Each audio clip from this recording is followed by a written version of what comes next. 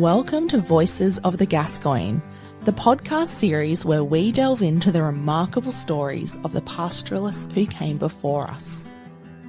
These men and women face their fair share of challenges, from day-to-day aspects of communication, transport and electricity, to natural disasters, market collapses, and the impacts of government policy.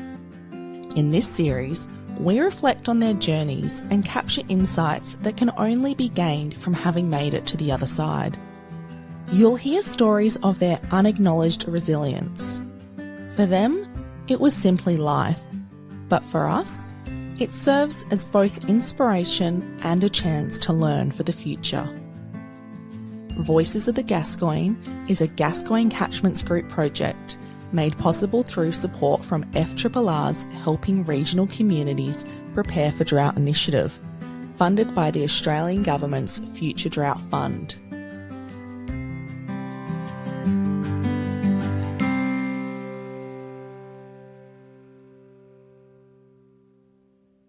In this episode, we speak to Mick and Winsome Hearman, whose family called Medallia Station home for 120 years. For 4 generations, the Hearmans poured their blood, sweat and tears into the land, building a thriving sheep station and enduring the highs and lows of life in the bush. They've seen it all, from facing the devastation caused by fires, cyclones and droughts, to the introduction of aerial mustering and motorbikes. In fact, Mick played a key role in the design of the first off-road motorbike developed for mustering in Australia. In this episode, Mick recalls the golden age of pastoralism, a time when the wool industry flourished and the outback was alive with opportunity. But he also shares the heartbreak of the wool market crash that changed everything. And if that's not enough, we've got a love story woven into this incredible journey. A testament to resilience, partnership, and the unbreakable bond between two people who've weathered it all. It was an absolute privilege to sit down with Mick and Winsome, who at the time of this recording were both 89 years young. That's right, 89. So, let's dive in to the lives and legacy of the Hearmans.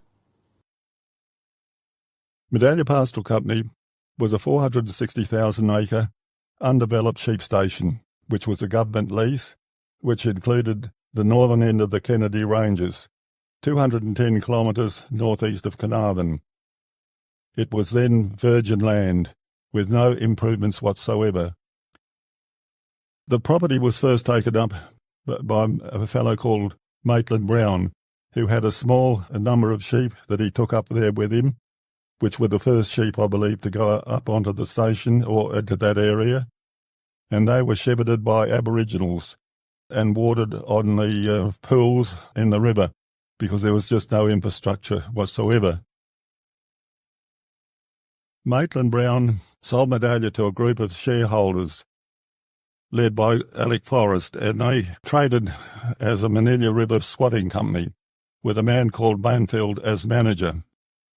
In 1894, Alec Forrest died, and my grandfather then took over the management and ownership of Medallia and began a huge improvement program until he died at the age of 58.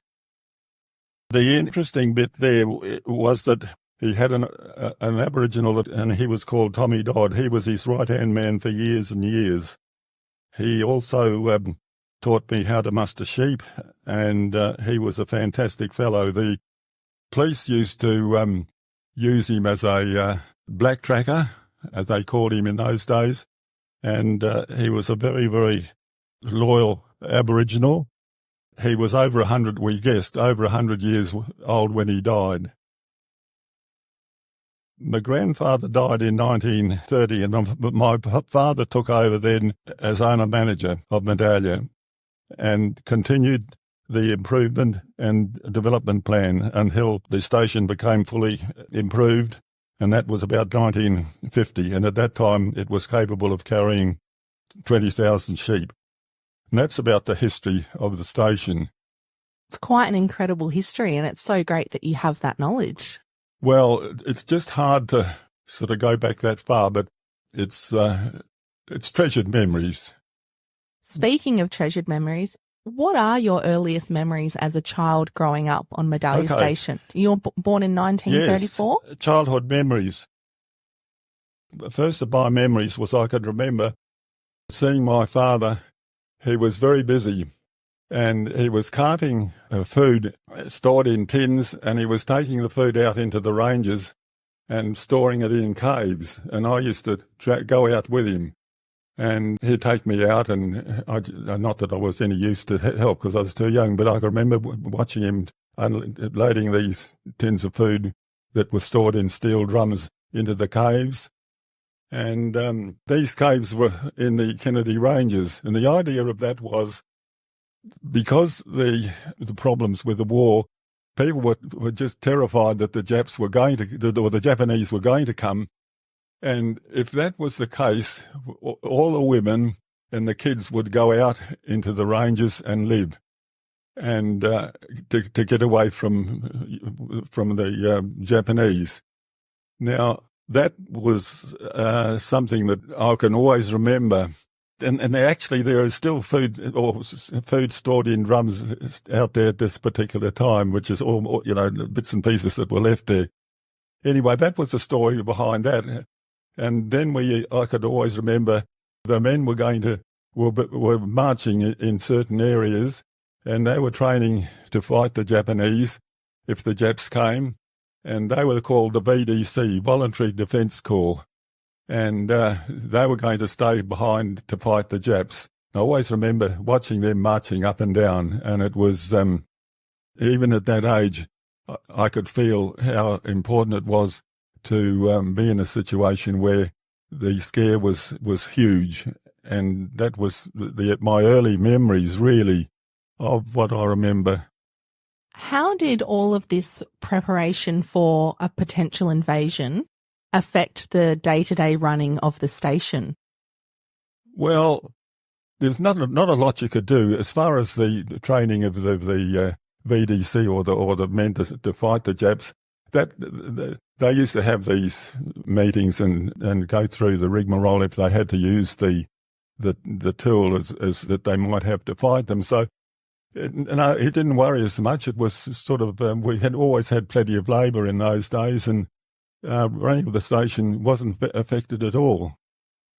You mentioned a character named Tommy Dodd. That was your father's right-hand man? The right-hand man. And he taught you a lot on the station? He taught me how to muster sheep, and that was fantastic.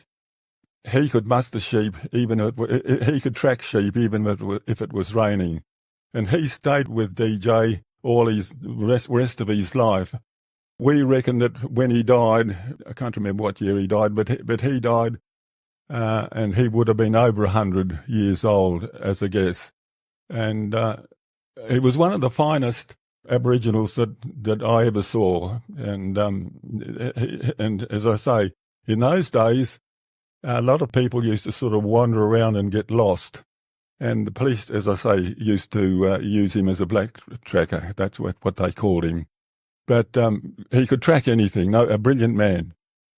Did you have a community of Aboriginal people that lived on the station? We always had a big group of Aboriginals on the station, and they had mum and dad and the kids. And they were part of the running of the station because the Aboriginals or the Aboriginal men were good musterers, and we used to use them for stockmen, but they were, the families were on the station, which was a large number. In the early days, they practically fed themselves, but we used to feed them as well.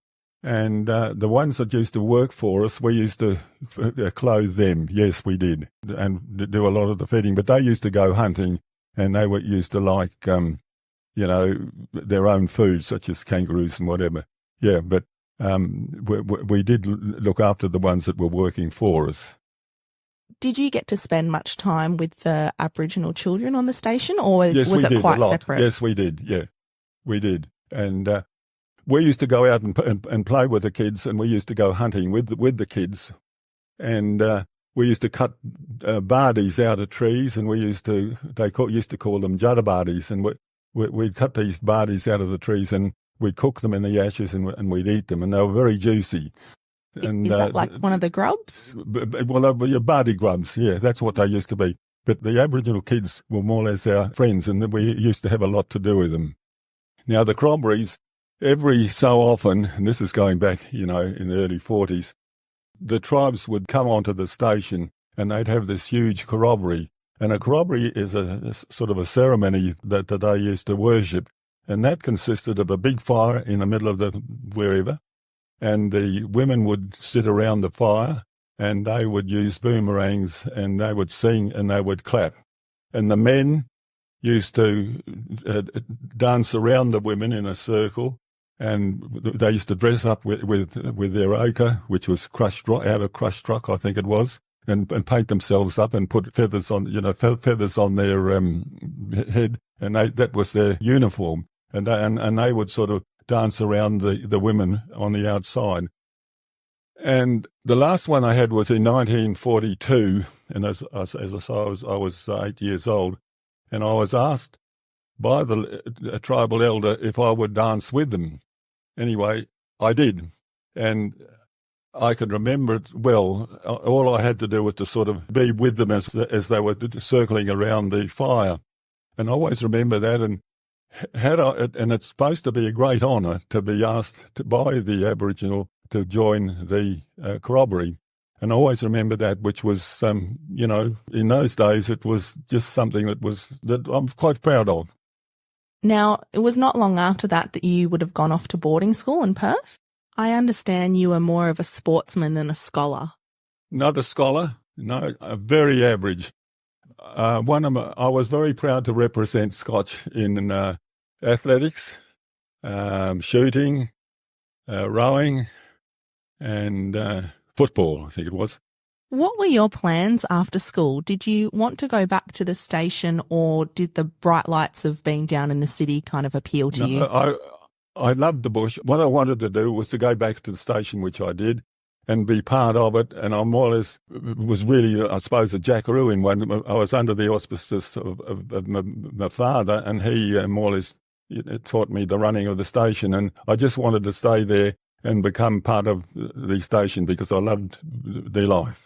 Tell me about life on the station in those days. What was it like? What did you do for fun? Life on the station in those days, it was good because we had an abundance of staff.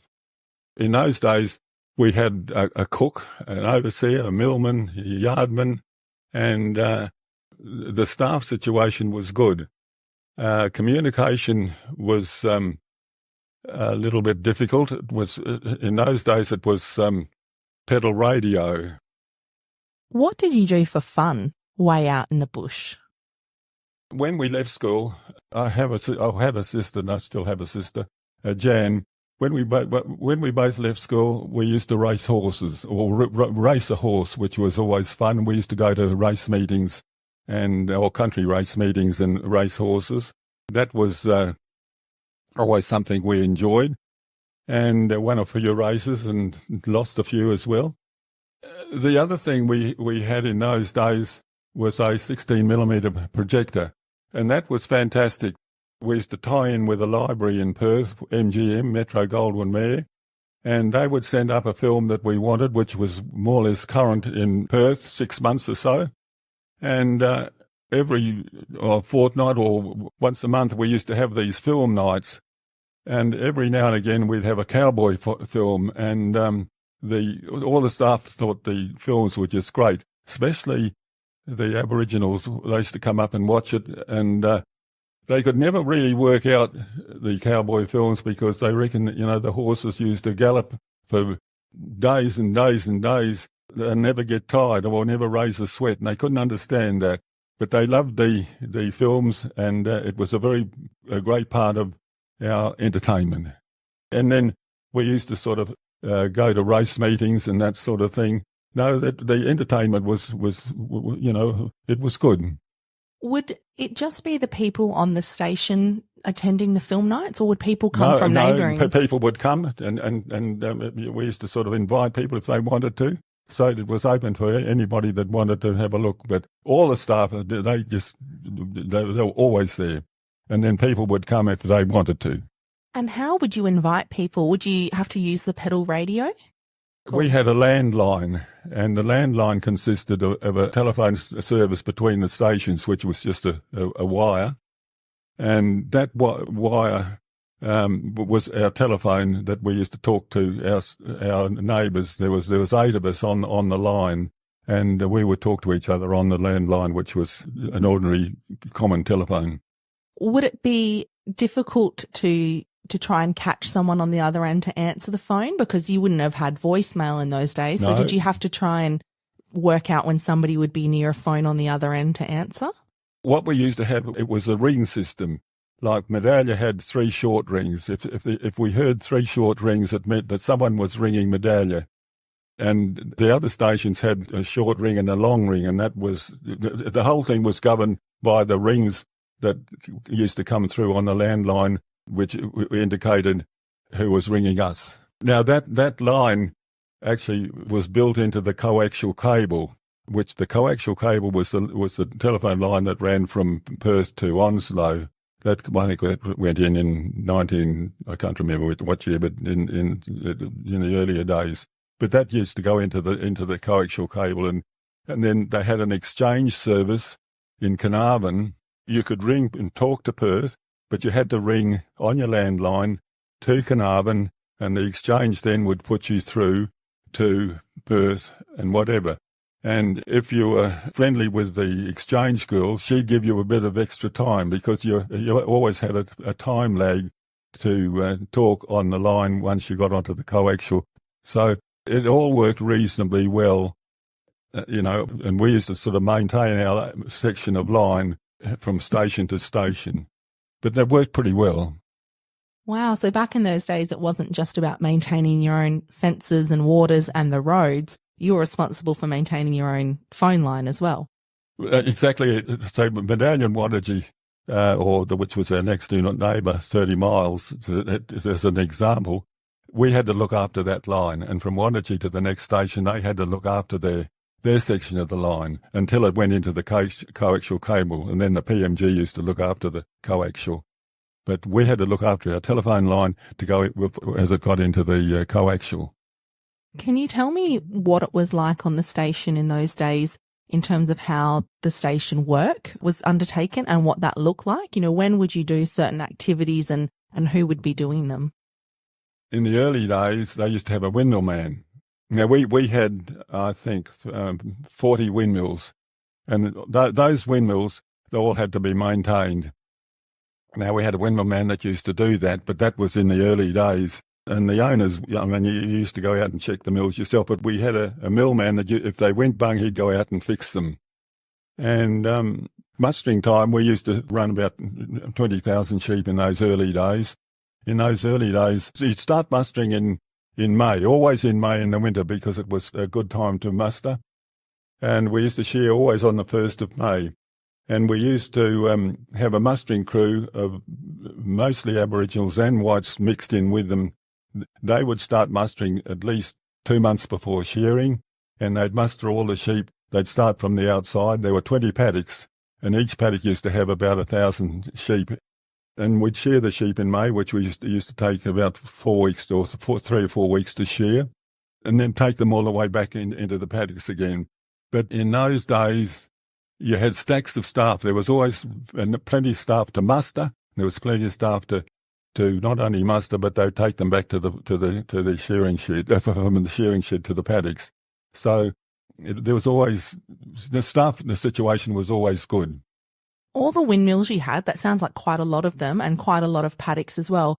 Was that across the whole station? Was the whole station developed back then, or was it just part of the station? No, it was in the early days when my grandfather took it over. It was just one big square. It was all leased country. They all had to be fenced, and the fencing system was that they used to have to find the water and put the bores down, and they would fence the paddocks according to where the waters were. And at Medallia we had roughly 20 paddocks, and usually 1,000 sheep per paddock. There was some sort of a country that in the Kennedys that we had that we couldn't put sheep in, but basically that encompassed the 470,000 acres.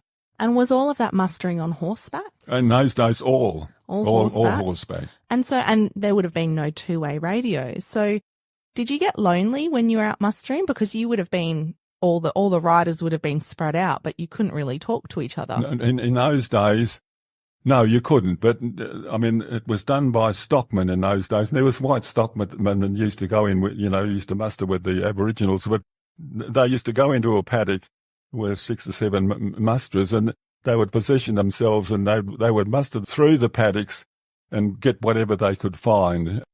Medallia was a hard place to muster, and it took about, you'd have to muster that paddock about 2 or 3 times as a rule. But no communication whatsoever in the early days until the aeroplane came in. Speaking of aeroplanes, it was in the late 50s or early 60s that aircraft started to be used on pastoral stations around the country, and you started learning to fly around that time as well. Tell me how the idea of using an aircraft first came to you. Well, in those days, staff was getting harder to get. Musterers were getting hard to get because as time went on, the staff started to get very hard to get. So, and a fellow called John Ralston, he started to introduce aerial mustering, which was using an aircraft, which I can explain in a minute, to muster the sheep. Now, that was the start of aerial mustering, and that was about 1960. And this meant that we could muster the paddocks in half the time, and that consisted of an aeroplane in the paddock, and the pilot, he controlled the mustering, and he had about 3 to 4 unskilled labourers on motorbikes to do the job, and we had two-way radio so that the pilot could talk to the musterers on the ground with two-way radio, and because he would actually tell the musterers where the sheep were, and they would, on their bikes, they would come in and get them and take them to wherever they wanted to go. So in actual fact, you could actually more or less muster a paddock about 95% clean in one day. So it was reducing the mustering time from 3 days to 1. And that was a fantastic innovation, really. And that sort of flying was very dangerous, and there were fatalities, and we had to have we did a low-level flying course to make it safer, which they did.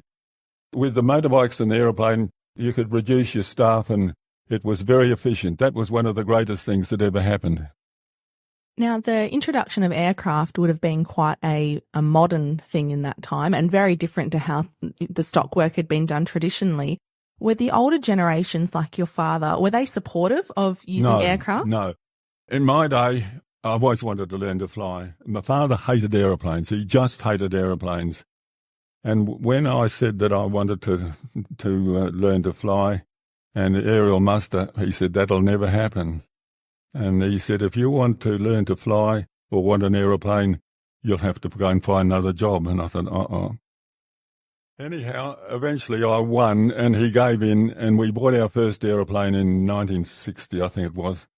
And the first year we mustered, it was fantastic. We mustered 20,000 sheep or thereabouts, whatever it was we had, in about half the time. And he changed his mind. He couldn't believe how successful the aeroplane was. And he called me into the office one day and he said, boy, that aeroplane, that's a wonderful thing. And after just being totally against it, he said, if the bloody thing breaks down, we'd be in big trouble. And I said, yes, we would be. And he said, well, we better buy another one just in case. And I said, no, Dad, one's enough. So that was, and of course, that was the start of aerial mustering for us. So he had quite the attitude change towards aeroplanes. Yeah. He never ever liked the aeroplane, but he just thought it was a wonderful thing to have. It was to muster stock in half the time. Absolutely. So even though your father still never liked aeroplanes throughout his life, he was a big enough man to concede that they were a good idea and a benefit to the station. A little story about that's interesting. In all my flying, which was a lot of hours, he flew with me once, and he hated it, and he always used to. He would always, we'd go in by car to pick him up because he never wanted to fly. So in this particular case, he said, okay, well, I've got to come up and see you. I want you to take me out to the station. And I said, well, you'll have to fly. So he said, well, go and get my usual, which was 2-3 bottles of brandy, and away we go. So this is the only time in my flying, this aeroplane was brand new. It was the second one we bought, was brand new. And we had a partial engine failure. And a partial engine failure is when you've got about half power. So he got in the aeroplane, and well, I got him his 4 or 5 bottles of brandy, and away we went. We got about 3 miles out of Carnarvon, and we had this partial engine failure. And I called up flight service and said that we were going to return to the base. And immediately I said we might have to have a hard landing. And the flight service said, Echo Mike Romeo, do you require ambulance, fire engine, and that sort of thing? And Dad said, what the bloody hell's going on here? Why do we want a ambulance and fire engine? When I said, well, we might have to have a hard landing. Well, he said, if we have a hard landing, don't you break my bottles of brandy? And that was a true story. And that was the last time. One and only last time that he flew with me, and he was dead. He died about 6 months after that. Oh, well, I was going to say I don't blame him if he'd not flown with you by choice anyway, after that. To cut a long story short, we landed, and I didn't break his bottles of brandy. So all's well ends well. Now, while the introduction of aircraft was a big change to how mustering was undertaken, another change that had come in was the introduction of motorbikes. So mustering was traditionally done on horseback, and motorbikes had started to be used. But the bikes themselves weren't necessarily suitable for the work because, motorbikes are made to go on a bitumen road. And you have a bit of a story about that. Yeah, okay. That was very much the case. The off-road bike which we needed, or the average motorbike, was never a bike that was suitable. The tyres were too small, and the fuel tanks were too small, and all sorts of problems. So we were trying to delete the horses and use bikes which were using the standard road bike. Well, it was never a road bike, the standard motorbike. We decided that we'd have to try and get a bike that was suitable for off-road. So the agent for Yamaha in Perth, he and a few of the pastoralists got together, and we designed a bike that we would like for the Japs to design and make the bike off-road to suit our conditions. So Ken George, he was the Yamaha agent, he arranged for 2 Japanese bike designers to come out from Japan, which they did, to see what sort of a bike that we wanted. Now, these 2 Japanese guys, it's amazing. They came out, they couldn't speak English. We had to have an interpreter. And they couldn't believe that we were using motorbikes to do what we were doing with them. And they just were bewildered. I mean, that was just something they just couldn't come to terms with it. Anyway, they knew what we wanted, and what we wanted was a bike that had a big fuel tank, big fat tyres, and the air cleaner system was too small, and there were modifications we wanted, and we wanted a bike that was off-road and suitable, which was, at that time, meant that they were better in sand. Fuel tank, you could stay longer in the paddocks, and the air cleaners were modified so that you could stop the dust getting into the engine. Anyway, within 2 years, they sent out the first off-road bike, the bike that we wanted, which was almost what we did want, which had big tyres and had the air cleaners modified. That was the yellow tank Yamaha, and it was 180cc, I think it was, and that was getting close to what we wanted. and that was the first of the off-road bikes that we used, and it was one of the first of the off-road. Well, it was one of the first beginning of the off-road bikes. But that was a bike that they took the trouble to design for us, and we used that, and that was good. I just think that is an incredible story, and every time I see somebody mustering on a motorbike now, I'm going to think of you and the other pastoralists who made that happen. Yeah, well, in those days, the motorbike was absolutely a very important issue. Can you tell me about the country at Medallia and the neighbouring stations that you needed the bike to be able to get through? Can you describe that for me? What would you have to ride through on an average muster? Look, those bikes, they had their life was pretty hard.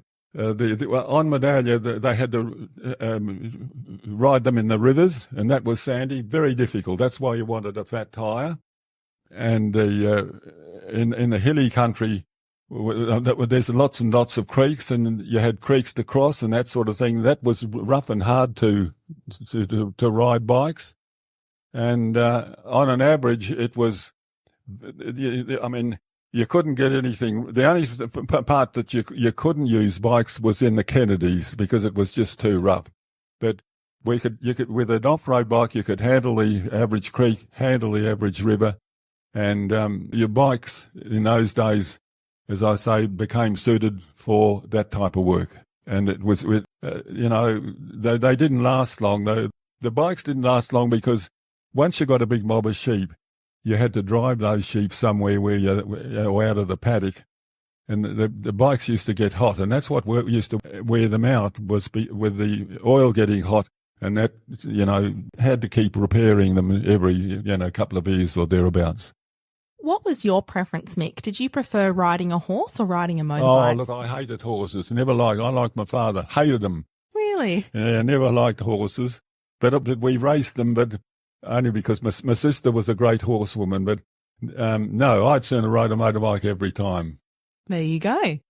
Now, speaking of rivers, it was around this time, 1960, there was a massive flood on Medallia. Can you tell me about that? Yeah, in late 1950, 58 and 59, I've never seen anything like it, 9 inches of rain in one night. I actually wasn't on the station, and I was down playing cricket. And when I heard that we had all that rain, I flew straight back to the station. And what happened, there was 9 inches of rain that night. It was 1959, 60, or 1959. The rivers just exploded with water, and it went all through the buildings and didn't go through the house, but all the outbuildings, and got swamped, and which were the motor cars and all that sort of thing. But it was very, very difficult, and we didn't really know how many sheep actually were drowned until that was, I think it was in January we had that rain. We shore in May, and we were 3,000 sheep short, which meant that those 3,000 obviously got drowned in the river. The next 2 or 3 years were reasonably good years, and we were able to breed that deficit of sheep back again in fairly quick time. It washed away miles and miles of fencing. The fencing, it took a long time to put the fences back, but it took us 4 or 5 years to even, look like getting them back. What was it like trying to get around the station in the days and weeks after the flood? How did you to assess the damage and the stock loss? Very difficult. You didn't know what your stock losses was until you shore them because of your 500,000 acres, until you shore them. But to go around them, when you get a huge rain, it takes you a good week before the station the land dries up, and you've just got to you can't get out to look at anything in a big rain because the country's too wet and too boggy. But after about a week, you can. It dries out pretty quickly. Then you can use vehicles to go. You've got to go and try and put your fences up as quick as you can to keep your sheep in. And that's when you used to, in the early days, they used to use horses to do that. But in our day, you had a Jeep or a four-wheel drive. You could go around and put the fences back as quick as you possibly can. But in a case where you have 9 inches of rain, the country was waterlogged, and it took us about a fortnight. You'd hardly get out because the water was just saturated the land. Was it common for stations in that time period to have access to heavy machinery like a loader or a tractor or some big piece of machinery like that? Well, yes, it was. We started to, apart from aerial mustering, with any sort of mustering up to the 60s, we used to, the sheep would all go back into the paddocks with motorbikes or horses. And as time went on, labour got very, very difficult. So all the sheep used to be shorn in the shed and then taken out on trucks back to the paddocks. So that was what we used to do. I was just wondering, in the time period after the flood, obviously, you didn't know exactly how many sheep had died because they were spread out over 500,000 acres, but you would have seen dead sheep all over the place. Did you have to bury them? No, in the rivers, yes, you did, and in creeks you did. But we did see, but you'd never see 3,000 ever. Did you have to remove them for the water quality, or did you try and bury them, or did you just leave them where they were? Left them there. No, I left them there. But a lot of them got washed away.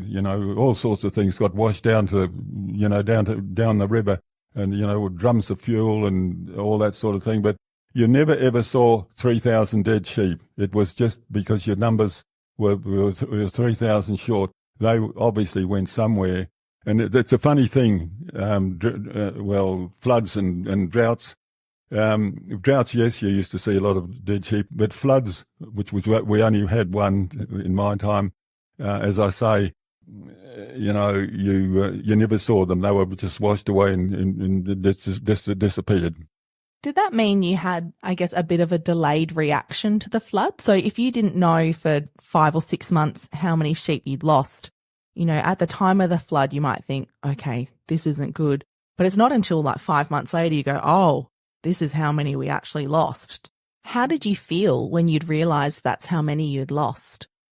Well, that was one of the things that the problems that we're used to have. Living up there, you accepted those problems, and that was part of living up in the bush. And you whatever happened, you put up with them. It was that was life in general. But we only had one flood in that big time, in my time, and a flood if you had a flood like that every year, you'd go broke. So you accepted what you had, and we got over that. It was we were short of sheep, but they bred themselves back.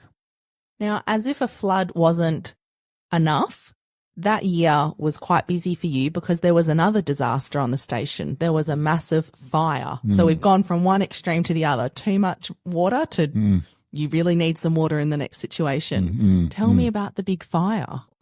Well, for the previous 2 years, we had 22,000 sheep. So that 3,000 we had, we still had about 18,000 sheep or thereabouts.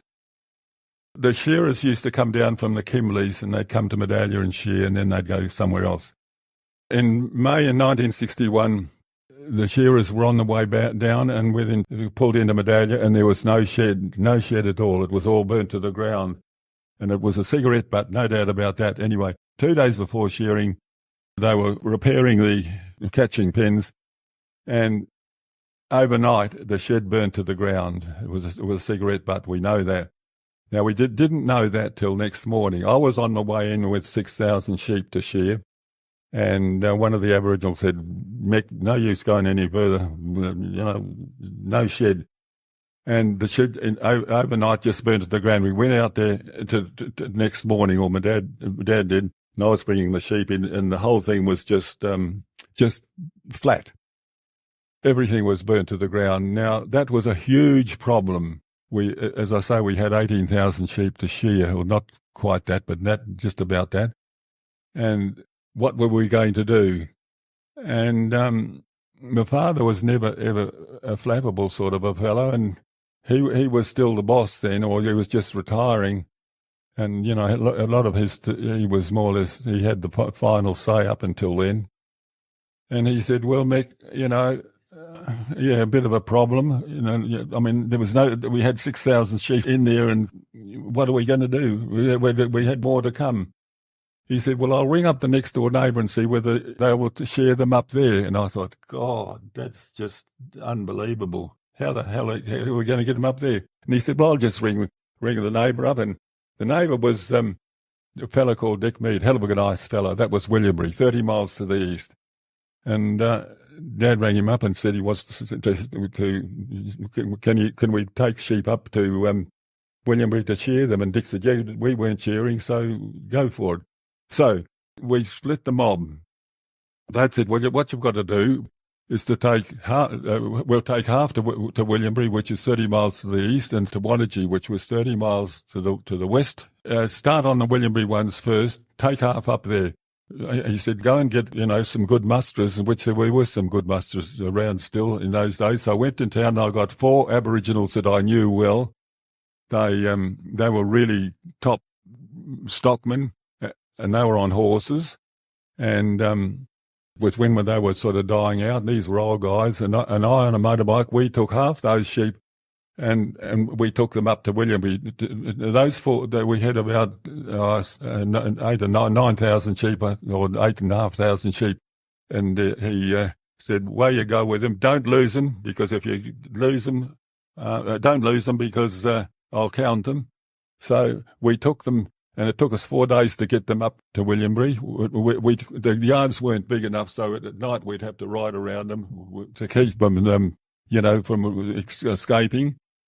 And we shore them, and I was the shearing contractor that was going to do Medallia, when he got there, he went up to Williambury to shear them, and he shored them, and we had to bring them all the way back.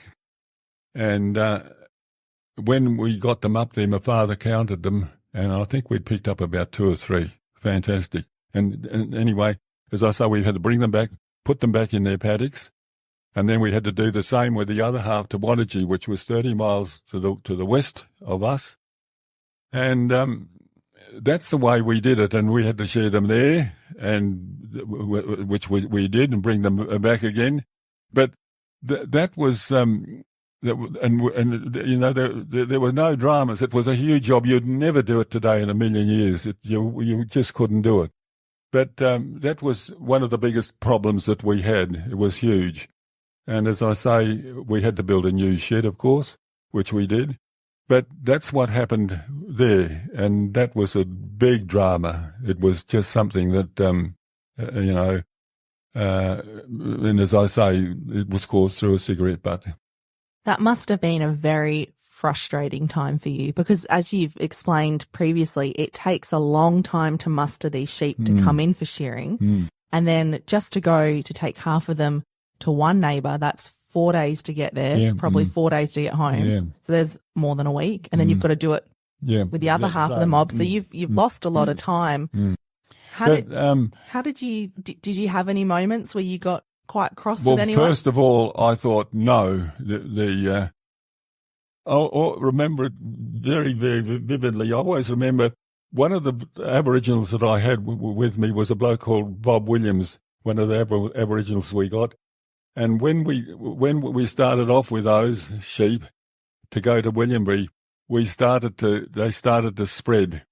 And I went up to Bob, and I said to Bob, and he was an old-time drover, I said, well, look, we're not going to get them here. We're going to lose them. They're spreading out too much. And he said, young fella, they got to have their breakfast this morning. The breakfast, they used to call it, breakfast this morning. So we'll let them, you know, let them have a bit of a run, and then we'll pull them together. And, you know, they were the sort of things we used to overcome the problems with. So, but I mean, with that many sheep, you used to have a huge face on them. But once we got going, and the first lot, you accepted the problem, and we had the 4 Aboriginals were fantastic. All was fine, and we didn't have, you know, there was no dramas. So and it all worked, but you'd never do it today. So you just had to kind of push through that first after you've realised what's gone wrong and what you have to do, and it seems like insurmountable, you just have to push past that first bit, and once you got going, you're like, okay, we can do this. Yeah, absolutely. And no trouble at all. But as I say, I never thought it was possible. But Dad said, you'll be right, just don't lose them. Well, when you said that, it made me wonder, how do you tell your sheep apart from the neighbours? Because sheep all look the same. So if you had been mustering yours, they've got the sheep all look the same in sort of in texture, but they have station earmarks in their ears, and when they're lambs, you had a machine that used to take bits out of their ears, and they had different earmarks, and when you were drafting the sheep, when they came through the draft, you could see a sheep with a different earmark to yours, and they were a neighbour's sheep.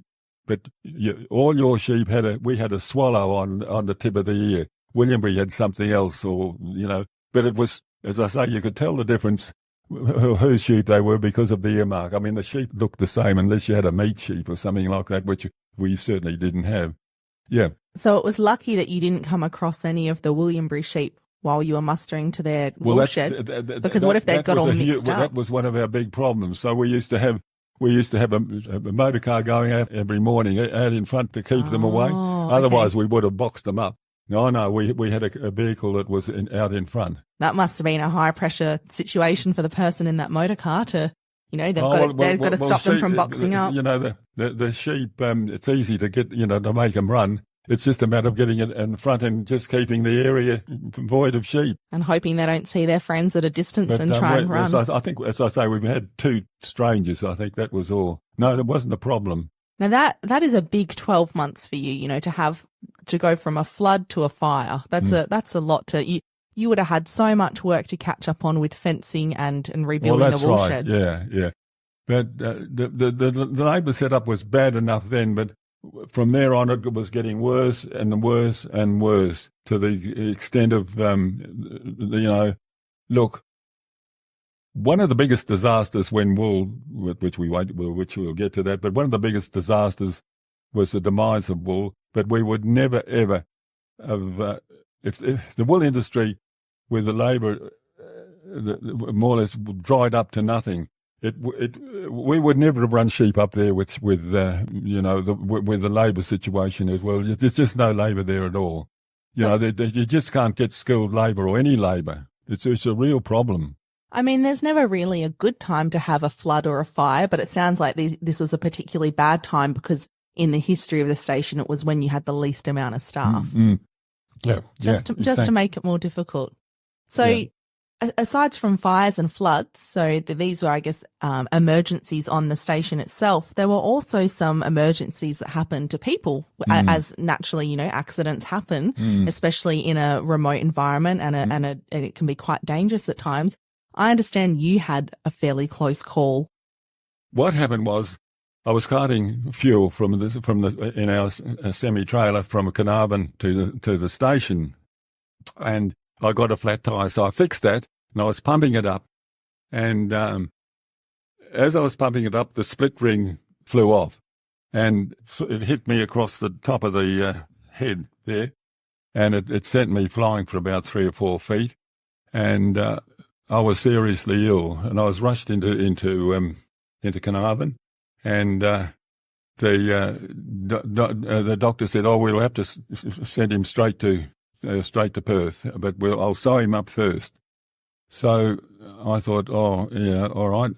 So he sewed me up, and he said, I won't mention his name. He said, "Matron, get me the sticking plaster." And the matron said, "Doctor, what do you want sticking plaster for?" And he said, "Well, he's got to fly down, and the way is we don't want his brains to fall out, do we?" And matron said, "Well, I'm not going to do that, doctor. You'll just have to do without it." So anyway, he sewed me up and we went straight to Perth. The head surgeon down in Perth couldn't believe the job that the doctor did in Carnarvon. It wasn't too good. And he sewed me up. He put 70 stitches in there. 70? I had a hell of a gash. And he said, after it was all over, he said, you were very lucky. And I said, why? And I knew I was lucky. And he said, well, in those days it was a common thing for the truck tyres to split. He said, I usually have about 6 a year, and the accident rate is 6 to 1. And he said, you're the lucky one. He said, you're the one out of 6 that survived. And he said, you're very, very lucky. And now they don't have those sort of rims anymore. But that was my very, very lucky escape in life. Absolutely. How did you feel the next time that you had to change a tyre that had a split rim? Well, it was my fault. I mean, what you do, you should put the tyre flat with the split rim down and stand on the tyre when you blow it up. But when you're out in the bush, this was cutting this was mending the tyre out and on the road. You don't do it that way. You're always in a hurry. And I didn't have it. I had it leaning up against a grader, which was the roadboard grader, and that just catapulted me sort of backwards, and the tyres sort of went forward. Rim hit me, and it was just a lucky escape. Were you travelling on your own at the time? No, I had an Aboriginal with me. And is that who called for help? I mean, how do you, when you're out? No, well, it was on a roadboard camp. It was where the Shire was grading the road, and they had the roadboard machinery there. And because they were there, they sort of went into the next door neighbour and rang Dad to tell him what the story was. So he came up and picked me up and took me straight into Carnarvon. Wow! So we went straight into Carnarvon, and we went from there. Gosh, that must have been... So there was, I guess, quite a delay from when the accident happened to when you first received medical attention. I was still, conscious. I was sort of, didn't quite know what was going on, but I was just so very, very lucky. But the average thing that usually happens is that, you're dead. So anyway, it was a lucky day. Very lucky indeed, and probably best that you were a little bit out of it, because I can't imagine what it would have felt like to hear the doctor and the matron arguing about whether or not to bandage you up and how to do it. That might not have been the most comforting feeling at that time. Yeah, well, I had a bit of hair then. I didn't want to lose my hair. Priorities. But I was pretty worried, but as I never lost consciousness. I was, conscious all the way along the line. After the year where there was a flood and a fire, so a big year for the station and a lot of hard things that happened, there was a happy occasion the year later because you got married. So we have your wife, Winsome, sitting with us now, and I'd love to hear the story of how the two of you met. Okay, this was in Carnarvon, and Mum and Dad decided they'd give me a birthday party. We were both 6 years old. Anyway, it was a birthday party for me at the hotel in the Gascoyne. So what was happening, the kids were bringing me bringing me in books and all that sort of thing as presents. And Winsome was a bit late coming, but she came in and she had a little book, and she was a bit late in coming and gave me this book. And, I had when she did that, I had a big pile of books anyway. Anyway, my rude remark was, "Oh God, no, oh God, not another bloody book." Winsome wasn't very happy. She wouldn't talk to me for a long time. But 20 years later, I asked her to marry me, and she said yes, still. So that was the story, both meeting. We were both 6 years old and in the Gascoyne Hotel. Winsome, when did you next get to see Mick after that fateful birthday party where he wasn't too pleased with your present? Well, I used to see him when we flew up and down on the plane to school. We used to all go on the same plane. And were you friendly then, or did you sort of look at him? No, I never spoke to him. Did you know who he was and say, "You're the boy who didn't like the present I gave you"? Oh, yes, we all knew each other because my parents and his parents were great friends. And, I suppose I was pleasant to him. I can't remember that long ago, but he was just another person on the plane, really. There's a whole pile of us on it. So you first met when you were 6, and then you would travel to school together on the aeroplane, so a couple of times a year to and from school in Perth, but you weren't really friendly then. How did you come to then be married? Well, I suppose I don't know. I spent a bit of time on the station down again, and when I got older, after every time I got sick of working, I'd go home and stay home for a while, and we used to have tennis parties and things, and they used to come too, and we sort of got to know each other again, and then I went up, took his mother up to see him a few times because she was with Jan down at Derry Creek. She wanted to go up, so I drove her up a couple of times, and we sort of got fairly friendly. And that was when the shed got burned down, and I could see that Winsome, she stayed with us for a while, and that's when I decided that I'll ask her again to marry me, in which she said yes. So when you say ask her again, was there a time previously that you had asked her? Yes, and I said no. Oh, that was a long time before, yeah. Because it sounds like, so you first met when you were 6, but it sounds like you didn't really sort of become friends until maybe after school. That's right. No.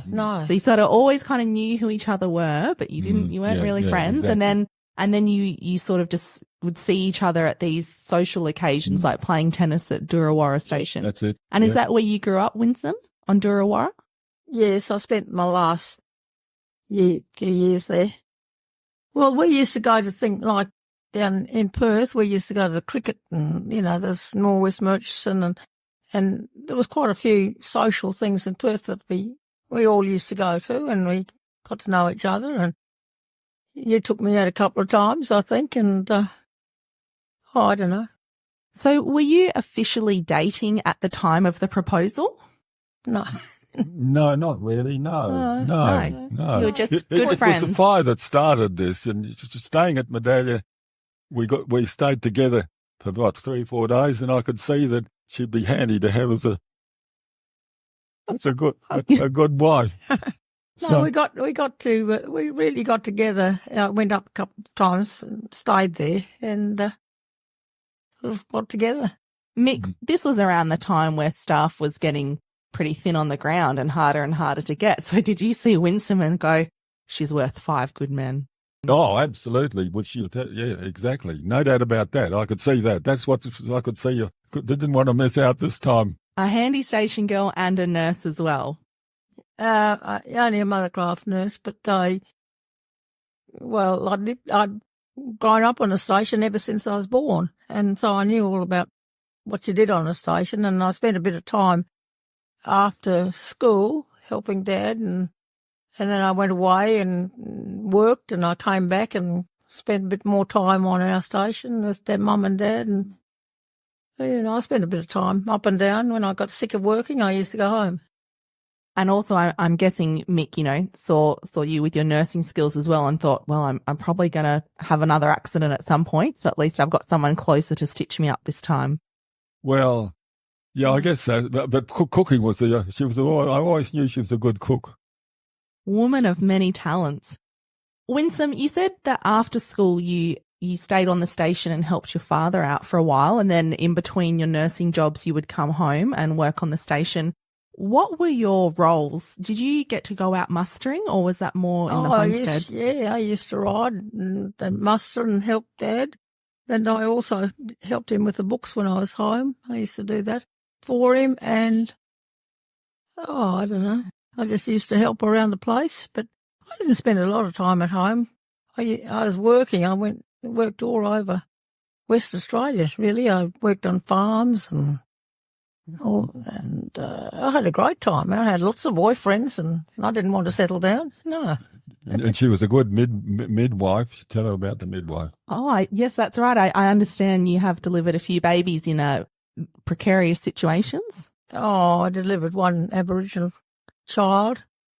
I knew this girl was pregnant, and she said, "No, missus, I'm not pregnant." And I knew she was. Anyway, one night I could hear her howling over at the camp, so I timed the howls, and when she got close together, I went over there, and she was underneath the bed. So I got underneath the bed, and the baby arrived. So I delivered the baby and all the dogs and cats and things were running around underneath the bed. And I was 6 months pregnant myself. So anyway, they survived. The flying doctor came out the next day and took them into hospital where they used to have to go. And I lined up we had quite a few Aboriginal girls and around.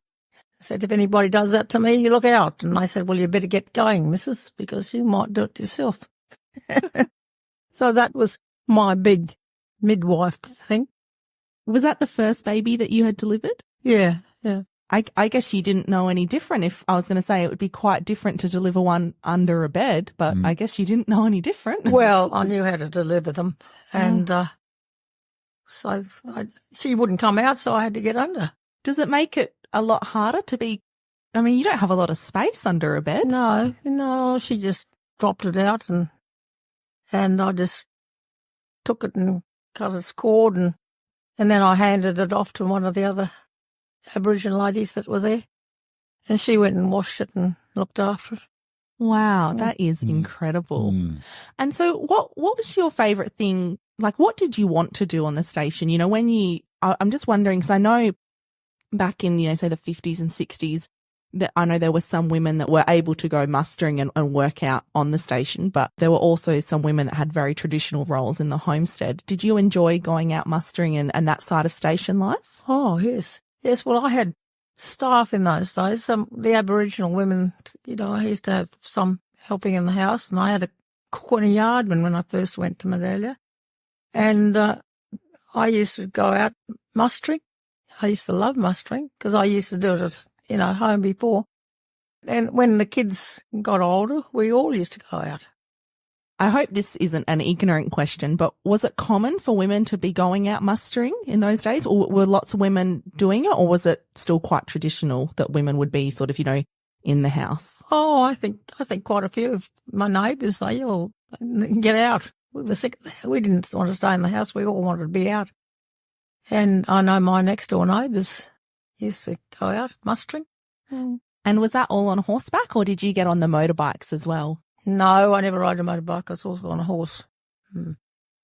So you guys were at the opposite ends in that regard. Mick loved his motorbikes and you loved your ponies. No, we were, the girl part of us were horsey, and Doug, of course, our son, he was like his father.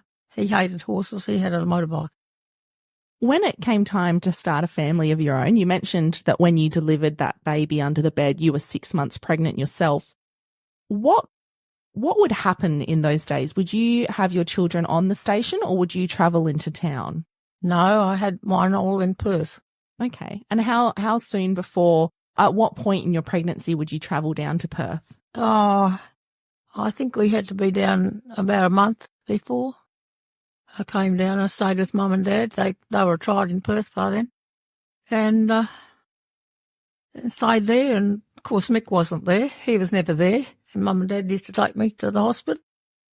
I had 3 children with no husband, and they didn't think I had one because he was never there. He was too busy on the station. They kept wondering, how has she got another baby in her belly now if there's no husband? Does happen. He was the last one to know that, that he had a baby. And so were you on your own during the labour and the birth and the delivery for each 3 children? Yeah. Well, they didn't have men in those days. They weren't allowed in. So even if Mick had been able to come down to Perth, he couldn't have been in the room with you? He wouldn't have been allowed to be in the labour ward, no. Wow. No. How did that feel? Was that, I guess, scary? I wouldn't have had him there. I didn't want him there. I didn't want to be there. I didn't want him there. And just for the record, I'd like to note that there is a look of pure terror or fear in Mick's eyes right now about the idea of being in a labour ward. Yeah. No way. No, because my daughters, they've all got their husbands there and that, but it wasn't done in those days. The husbands weren't there. They were outside smoking their heads off usually. No, so it was just you and a couple of midwives? Yeah. I never thought of him being there. And he wasn't even in Perth anyway, but I never, I didn't know anybody that had husbands in there. So, yeah, it just wasn't common for the time. No, we didn't do it in those days. And how soon after the birth would you return to the station? A couple of weeks, I suppose. He came down and said, "Are you ready to come home?" And off I went home again. What was Because he was busy on the station. He had time for all this hoo-ha. He was always doing something on the station. Would there have been, given, the seasonality of the work, I guess this is a question for both of you, but would there have been an ideal, and I'm using the air quotes here, an ideal time to have a baby? Like, did you ever think, Winsome, why couldn't you have this baby in January when there's no work to do? Or why are you having a baby in the middle of shearing? Yes, I had Doug in September because there's nothing going on. What happened? He was putting down a new bore and putting pipes in. And why down the other end? Yeah. No, we weren't going to be doing anything, but he found something to do. That's right. Just quickly. Husbands weren't wanted. The station was where our bread and butter came from, and that had to come first. And, we not only had sort of Medallia, we had Edagy as well, which was another station that Dad had, but that's another story. But, yeah, what Winsome's saying is dead right. It's, I should have been there more often than I wasn't, put it that way. I must have been there sometime at the right time. Well, the babies interfered with the station. What was it like for you, Winsome, coming back up to the station the first time with your newborn little baby? Because you'd grown up on stations. I suppose you were used to the isolation, but was it different when you've got this tiny little human with you? Oh, at least it was something to talk to. Because I never had anyone to talk to because the men were out all day and you were there. And it was good to have something to, Was it hard not having a parent there with you or someone else, to kind of show you the ropes of how to look after a child? No, well, I'd done mothercraft nursing, so I knew how to look after a child. But my mother came up and she said, "Child's very nice. She never cries. I think she's starving her to death." So she did sort her out feeding. But, I could manage. I wasn't worried about it.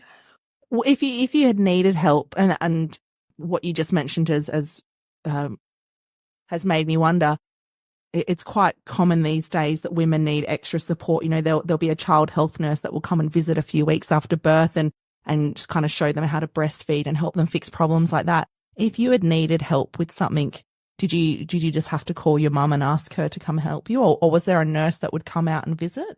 No, Mum was in Perth, lived in Perth. She just came up for a couple of weeks and went home again. No, there was no one. There wasn't. I suppose they had a health nurse in Carnarvon, but Carnarvon was a long way away. No, I just managed.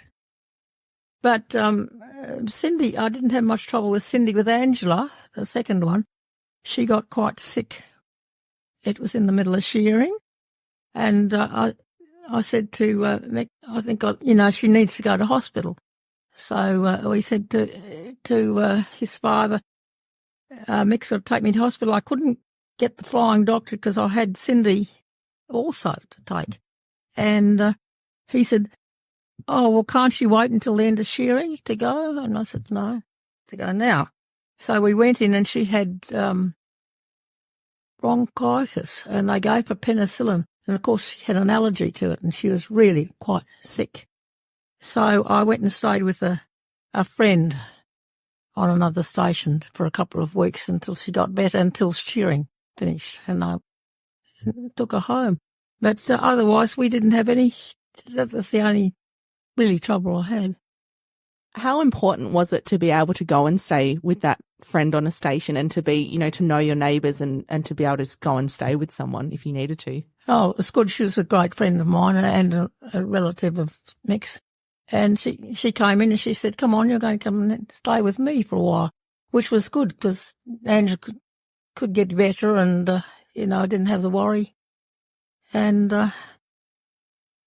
your father said, "Where's Winsome coming home?" And you said, when you've gone because, you're not very helpful.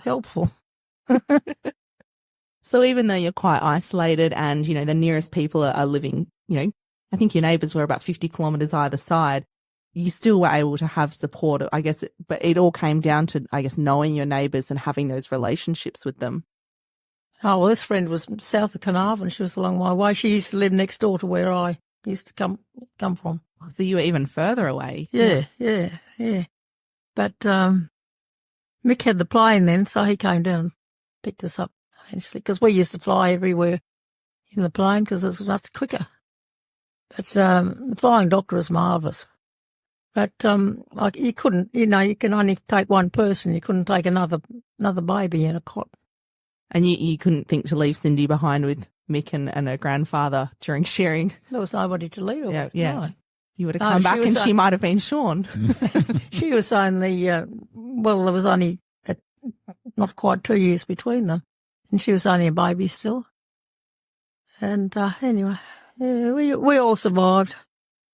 You also taught your children in the schoolroom. Tell me about those days. That must have been a brand new role for you. Well, I wasn't terribly scholastic, but they had the set, the sets and told me what to do. But you had to be antisocial to be a teacher, because as soon as you went out of the schoolroom, your pupils had gone and you had to go and find them again. And they were really quite naughty. But I had Cindy, that was all right. And then I had two to teach, Angela. She wanted to come in because she liked school. And then when I had Doug, I had three children. I couldn't cope with them. So Cindy went away to boarding school, and Angela said, well, if she's going, I'm going too. So she went. They went to boarding school fairly early. Okay. Cindy was in year 7, I think. Angela was at the hostel for a little while, and she went off to boarding school. They both, well, they had to go before they were in high school anyway. How was that for you, seeing your babies go so far away? Oh, it was terrible. Yeah. I used to be behind the hangar crying, singing, and I think, thank God I don't have to teach them, and I used to miss them terribly. I used to miss them terribly when they went away. How often would you get to see them? Oh, they come home for school holidays. Was that like 4 times a year? Well, it's 3 times in those years. I had 3 terms. And they used to come home in May, September, and December. And when the children were at school, were you able to call them and talk to them, or would you have to write them letters? Well, we sort of write letters. No, never. We didn't really have a very good phone line in those days. No, I think it was mostly all letters or, yeah, I think. Mum used to look after them. She used to, if they had any problems, she wasn't far away, because the girls were at St Hilda's, which was around the corner from Mum. Then Doug went to Scotch, and it was quite lonely when they went away. Yeah, I was just wondering, when Doug finally went away to boarding school, what was it like on the station for you then? Well, it was very lonely. It was awful when they all went away, but we all went through it. All the mothers were behind the hangar crying because all their kids went on the plane going to school. And what would you do to keep yourself busy? Oh, well, and after that we didn't have much help, and I had a big house to look after, and I used to do the books, and I don't know, I had plenty to do. When the kids went away, it was a bit of a problem, because when they were sort of growing up, they used to ride horses, and the river was a big problem. Sheep would get into the rivers, and the 2 girls, Cindy and Angela, they used to get in there with their horses and really get all the sheep moving. And that was one of the things that we missed them. They would do the river work, and they used to work hard. And they used to love doing it, and to get all the sheep running out.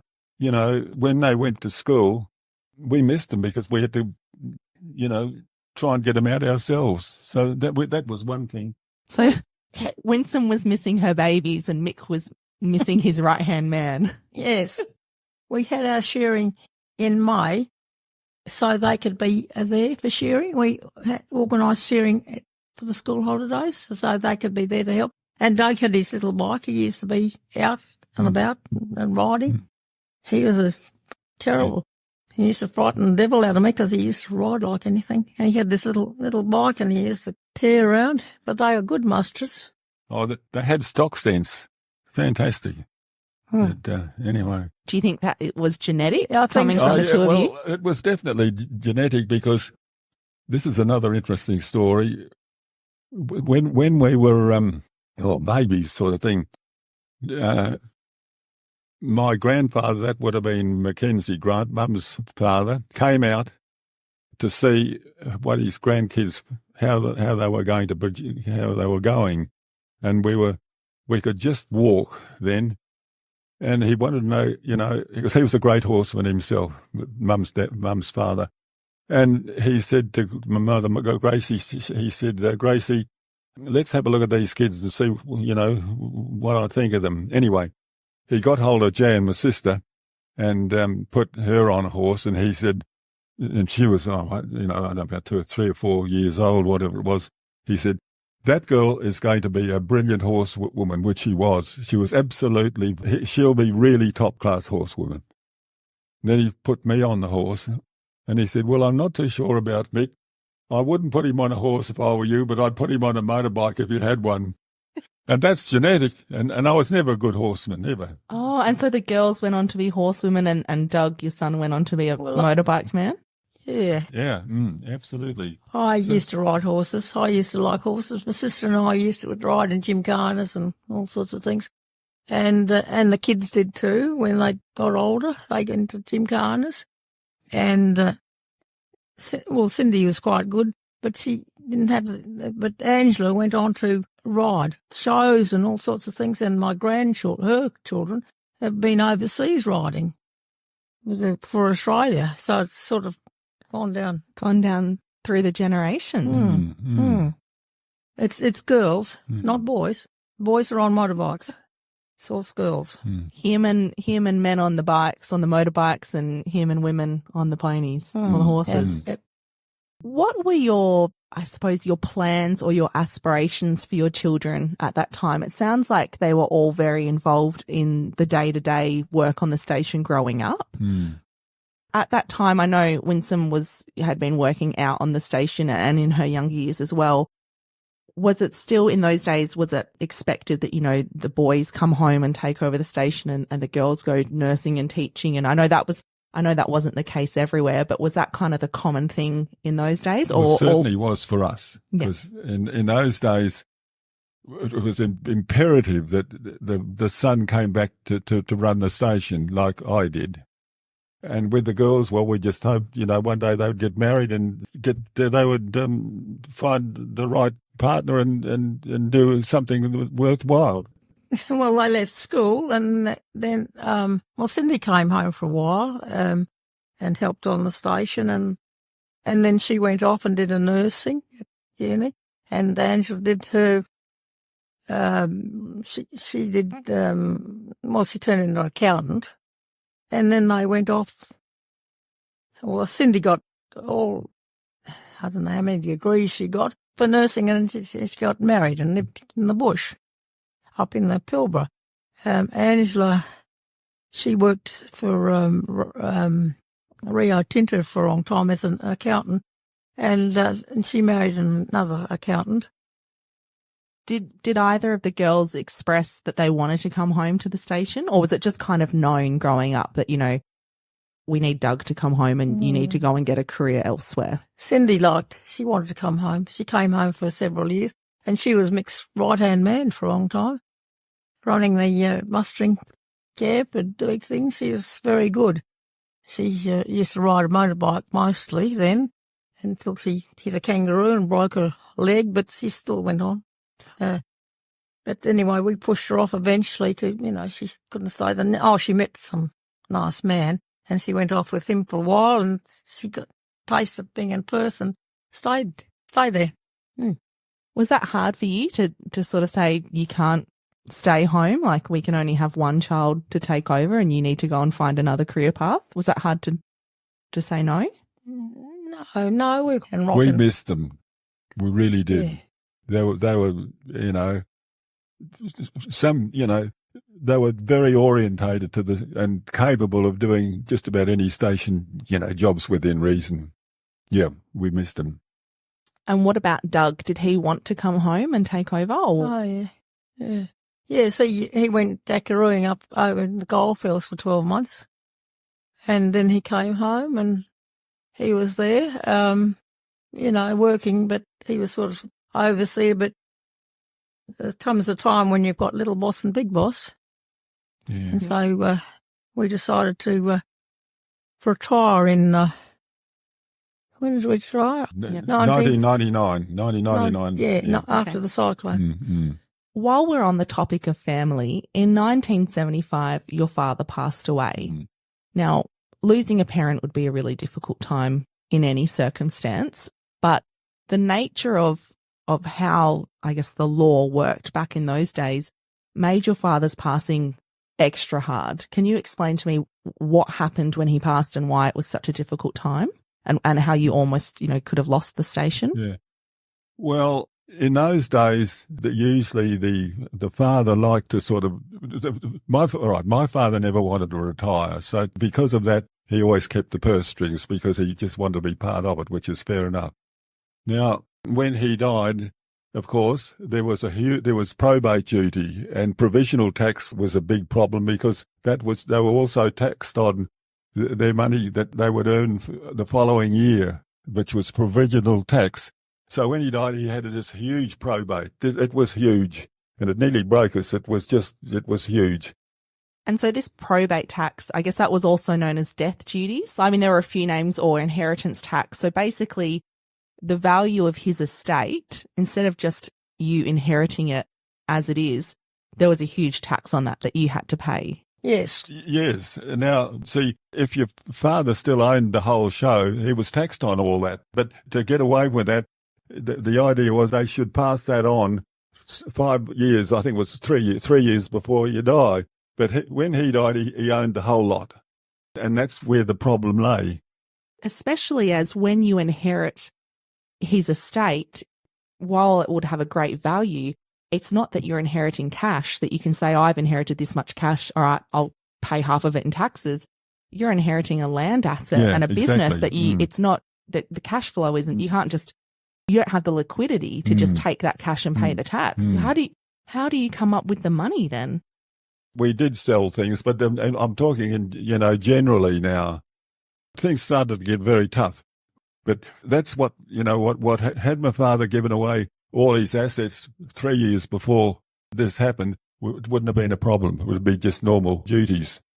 So you had to come up with a great amount of money to pay the tax. So you said you sold some things, some assets. Yeah. And then was it just really tight? Really, how long did you have to pay off the probate or the tax? Sorry? Oh, it's hard to can't Straight away. It was almost immediately. But we were able to do it. We scratched around, but we got through it. And so you've told me that this almost broke you. You almost could have lost the station. At the time, how did you kind of push through that? Like, were you quite stressed and quite worried that you were actually going to have to? Oh, yeah, my word. Too right. It was a tight ship, very much so. But, the stock firms were very helpful and that sort of thing. But we eventually paid his probate by sort of going here and going there and sort of, we had no spare cash. We still had money, but his heritage in finance, which he, he was a pretty wealthy man, Dad, that's all went in probate. But it was tough going, it really was. How did you manage your stress and frustration and whatever else you were feeling at the time? And I suppose maybe were you a bit scared as well that you were going to lose the station? Like how did you, during those times, how did you push through? You had to accept what will be. And no, it was... I don't think we ever got stressed. We knew that we had to do something, but we didn't want to. That we certainly didn't. We very nearly did. So we had Edagy, which was another station. We very nearly had to sell a station, and as I say, we had kids to educate and all that sort of thing at that time, and we were able to find enough money to pay his probate. Otherwise, we had to sell the station. But we ended up with no cash anymore because it was all gone, or spare cash. The law that made death duties or probate tax a thing, that was taken out not long after your father's passing. So if he had lived just a little bit longer, none of this would have happened. How do you feel looking back on that time? And I mean, I think if that was the thing these days, I think somebody would start a class action to the government to try and get their money back. The government's trying to bring it back in. Don't you worry. They're trying to get it back in. But to answer your question there, we had a little bit of criticism, went back to our father a little bit. I mean, he was told by his financiers he should have given the, made everything over. It would have solved the problem. But he didn't, and I appreciated that because he wanted to stay in the industry, and that kept him, probably kept him happy. So we accepted that, but under big problems, if that sort of answers your question. But as I say, had he lived a bit longer, it wouldn't have happened. Or he made the stations over to us, and he had a lot of assets and a lot of. He was quite a wealthy man. Yeah, and I suppose he wouldn't have known when he was going to pass, but if anything, that's more the reason to start that succession planning just in case something happens. Absolutely, yeah, and this is what we did. So what happened with your father that changed your approach to succession planning with your children?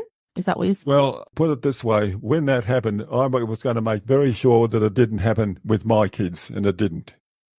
We just wanted the station to be still part of see, Doug would have been the fourth generation to own the station, which he never owned it, but he was the fourth generation to manage it. So, as I say, the taxes were the things that very nearly put us out of business. So you've just come out of an incredibly difficult time trying to pull together all this money to pay the death duties for your father. That was 1975. Which also marks the first year of what was going to end up being a 5-year drought. So if there was ever a time where you needed good seasons to be able to make some money, to get back on your feet, this was all kind of the perfect storm. We were always hoping for good seasons, but firstly you've got to accept the drought. And the first 2 years it was tough because the sheep weren't, in a drought, sheep don't cut wool. They don't cut a lot of wool. And the first 2 years, we were starting to sort of, have a few deaths, and the sheep weren't, doing terribly well. So that was about halfway into the drought. And then we decided what the old timers used to do. They used to just get their sheep to somewhere else if they could do it. But the idea was, do what my father did. I mean, if it wasn't the first time that he adjusted sheep, but, in times gone by. But we got to the stage whereby it was so dry that the sheep that we had, we wanted to keep alive. So we then adjusted down south. And that was bad news because it was very expensive, and, we lost sheep, and they didn't do well at all. They didn't cut wool. They just went down to a foreign area, and they didn't do well, exactly that. And, that was just one of the worst things that I ever did. And then we sort of hung in there with what we had. I think we went down to about 10,000 sheep or something like that. But we hung in, and then the drought broke with whatever year it was. 1980 was the start of the good years. And they recovered. The numbers increased fairly quickly. And we sold them. And we sold sheep, of course. But numbers improved fairly quickly because 1980 was a bumper bonanza year. You've said that your decision to adjust the sheep down south was, in hindsight, a bad one. If you could do it again, what would you do differently? I would never adjust again, ever. That was the worst thing you can do. So what would you do instead of adjust? So there was nothing you could do, because I always remember at that particular time, I used to fly Ernie Bridge around. He was Minister of Agriculture, and to try and keep the sheep alive, we were trying to get, hay sent up and to sort of keep what we had alive. And Ernie Bridge said, look, I'd like to help you, but I can't. But there was nothing we could do to sort of do anything but let them die. Or, it was too expensive to adjust. In those days, we couldn't. Did get some hay for them. We had a little bit, but not enough. Our good news. Those 1980 were good years, so they multiplied pretty quickly. But if we were still going today and we ended up, there's nothing we could do, absolutely nothing. You've just got to let them die.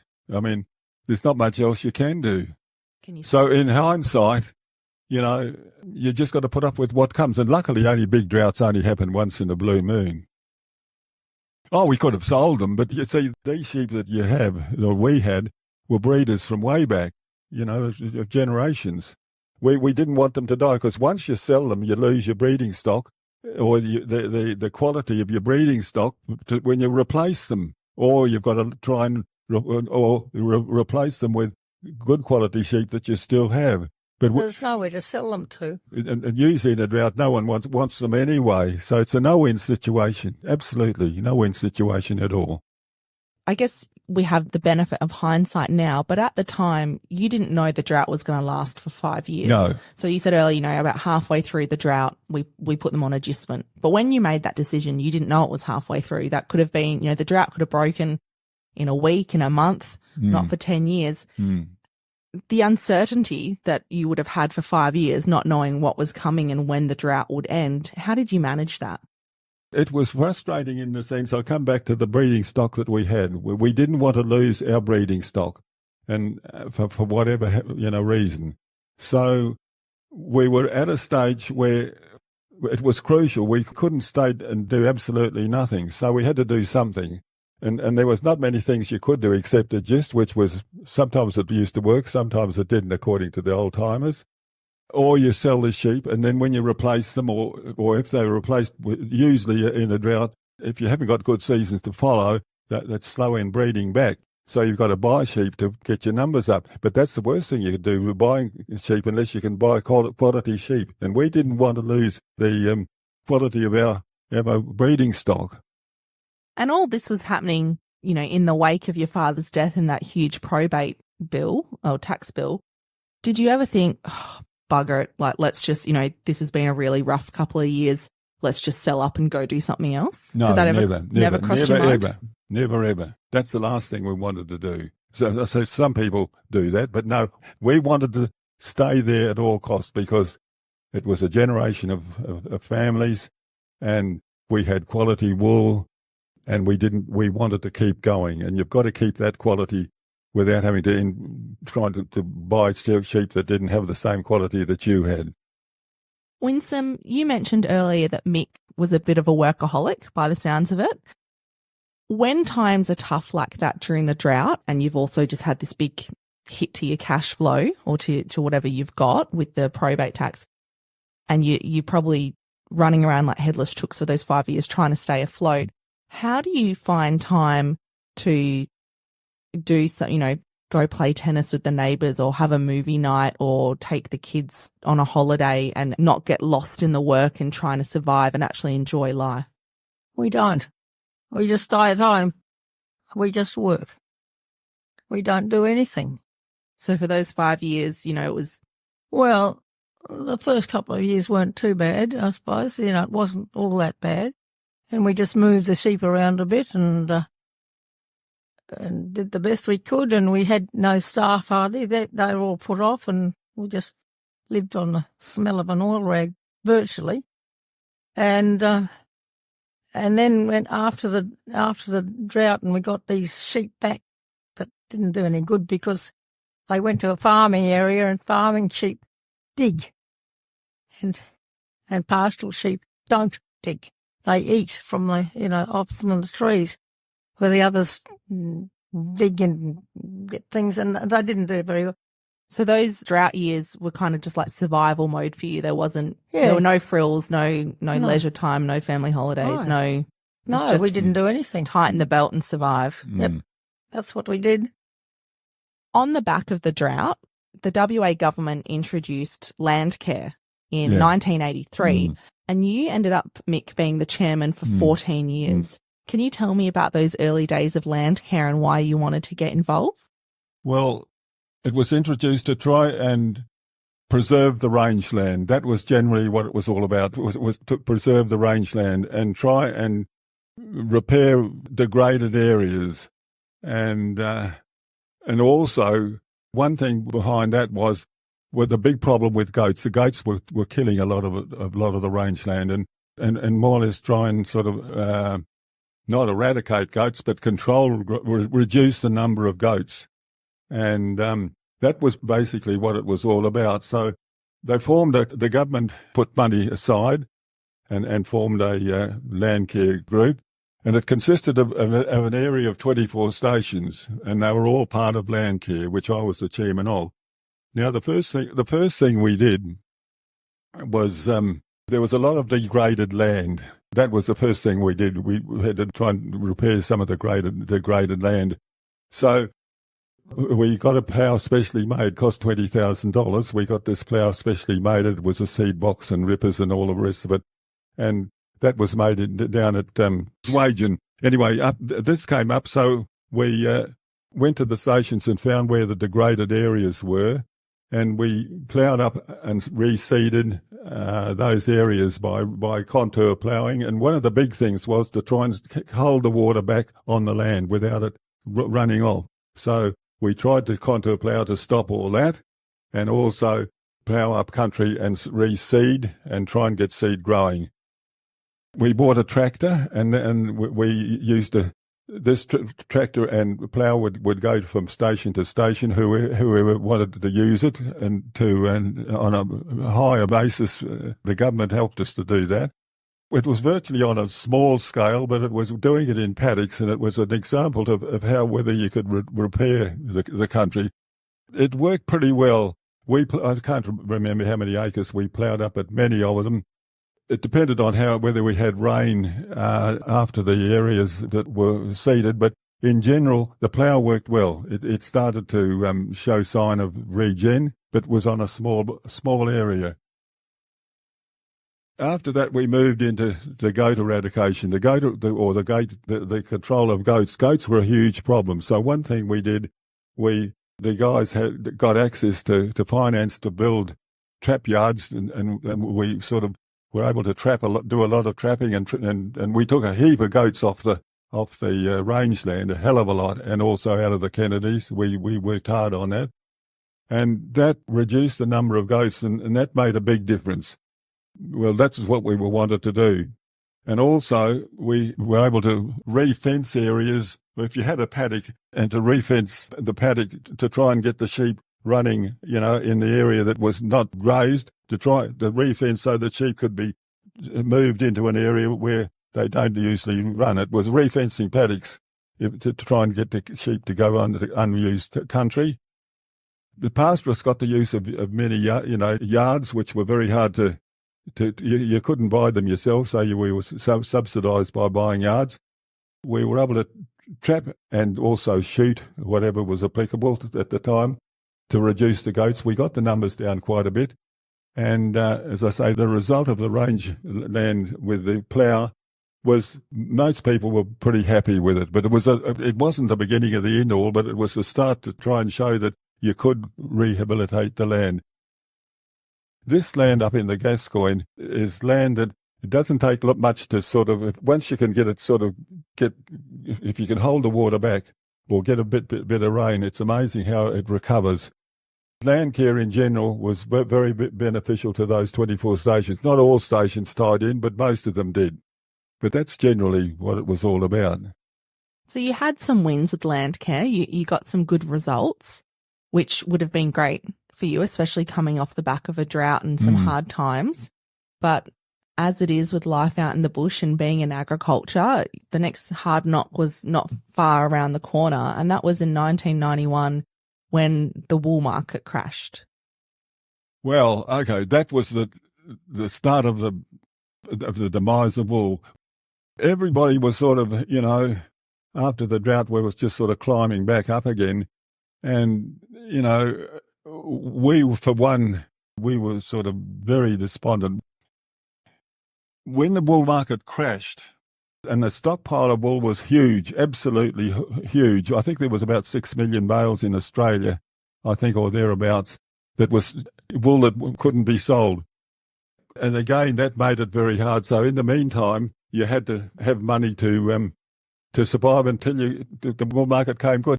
When the market when they started selling it again, they were only selling it in dribs and drabs, and the Japs were only paying what they wanted for it. In other words, the country didn't want, or the world didn't seem to want wool, particularly the Japanese. So the wool then was gradually sold in small lots at a price that was uneconomical to any of us. It was just hopeless. And that was the time when the advice that we got then particularly was to go overseas, get overseas money that was cheaper, and you could use borrowed money to survive while the wool was being sold. And we didn't do that, otherwise we would have gone wrong. But that was the crux of the wool market. It took a long time before for that wool to be sold. When that happened, it was, to me, for the first time ever, I could see the writing on the wall. I could see that the industry is on the way down, and that was the start of the demise of the wool completely. And people at that time were starting to get rid of sheep, and fairly quickly too, and going in for cattle. And that's really, what happened with the demise of wool. It was the beginning of the downfall, I think, of wool. And then, of course, to follow on from that, with the export of wool being knocked on the head, that was the final screw. We all knew then I knew then that our industry was finished, and it well and truly was. And that's when most people, or just about everybody, they virtually had to get rid of wool and go in for cattle. It was certainly the end of wool in WA in the pastoral regions. I think today there's only 5 or 6 stations that still run sheep, when before it would have been all of the Gascoyne, Murchison, Goldfields, even up in the Pilbara. Kimberley even had some, once they were across the whole state, and now it's just, you could count them on one hand. Yeah, exactly that. How did it feel when you said you saw the writing on the wall? You were a 3rd generation sheep man, and you had the 4th generation on the station with you. Your family had been in wool for decade, almost 100 years, for a long, long time. When you saw that was all about to end, how did that make you feel? Oh, bad. Really bad. I thought, 4 generations and we've lost it all. And it was one of my biggest disappointments, and it was bad. But having said that, and looking at the whole picture now, we couldn't run with the situation that we're all in. You couldn't run wool in the Gascoyne or you couldn't run wool because you wouldn't be able to handle it. I mean, your staff would kill it. It was too expensive. To put it now, if we had sheep, you wouldn't be able to run them because it was too expensive to shear them.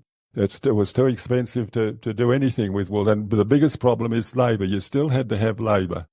So in reality, it's probably the best thing not the best thing that happened, but we couldn't run it anymore. We couldn't run wool now, in the Gascoyne. See, originally in the Kimberleys, 2/3 of the wool clip came from the Kimberleys up until, 1950. Most of the pastoral wool was grown up there.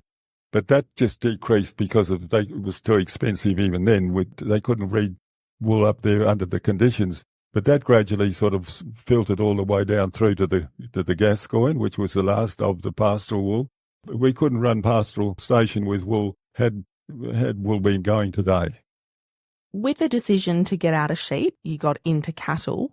What was it like starting, and you would have been in your 50s at this point in time.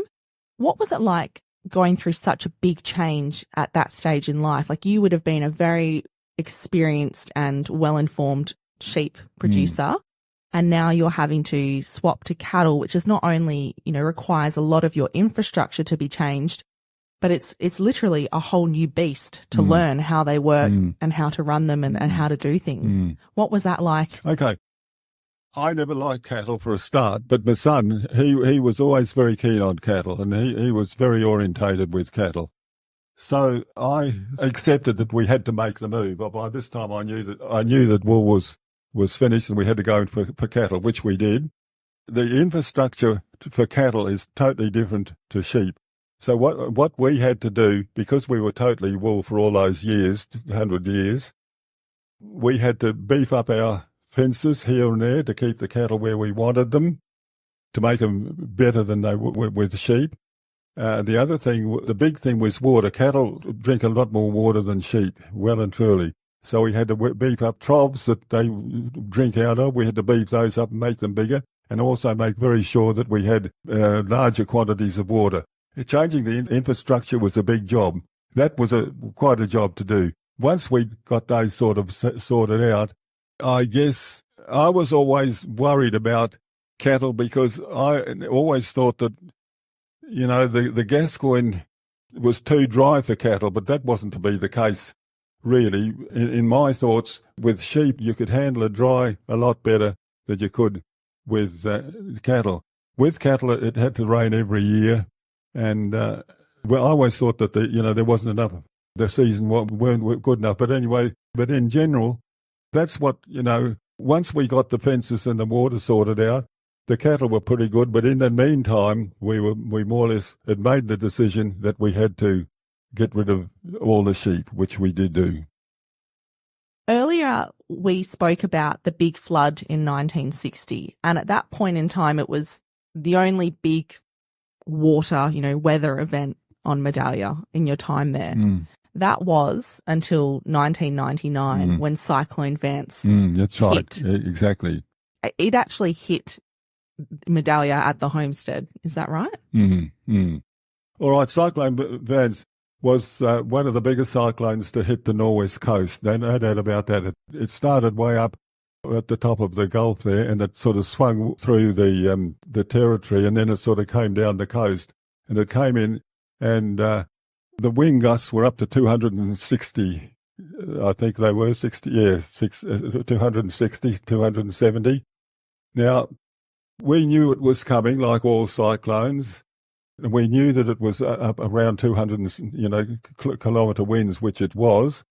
We knew that it was coming down the coast, which it did, and then it swung in just north of Exmouth, and it took out Exmouth. It just flattened. Well, it did a lot of damage in Exmouth. Then it came straight down, and at the Gulf, it sort of started to straighten up, and it came right over the top of us, 270 kilometre winds. And it came right over the top of us. It came over Exmouth, blew that up, and then hit Yanry Station, which did a lot of damage there. And then I knew that we were going to have a huge cyclone. So it kept on coming over the top of us. And when it hit, we were right in the eye of the cyclone, and it was frightening. Being in the middle, it was frightening. It blew there for about 6 or 7 hours, really solidly. The homestead was the first to go. It did about 80%, knocked about 80% of the homestead out. It just took that one there. It took the roof off and cracked all the walls and made a hell of a mess. It just wrecked that, about 80%, unlivable. And so this was the house that your father built in 1927. Yeah, that's right. 80% of it was flattened. Oh my goodness. Well, not flattened, but just made unlivable. 27 windmills, it flattened those, 27, and it was one hell of a mess. Now, that made it a situation where we couldn't live in it. It was bad enough, but and our staff quarters went and all that sort of thing, but we had a transportable that when the house got totally demolished, or not totally, but 80% damaged, the insurance company gave us a donger. Were you in the house when it got demolished? Oh, yeah. Where were you? Well, where we were was in a cyclone, you've got to get in the bathroom. So we spent a fair bit of time in the bathroom. That's the safest place. But we were in the house when all that happened. We're in the lounge room. We were in the lounge room. So that must have been terrifying. Yes.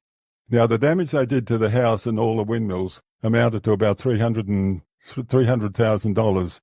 The house had to be sort of practically rebuilt. The walls had to be all replastered and cracks fixed up in the roof, and God knows, a new roof.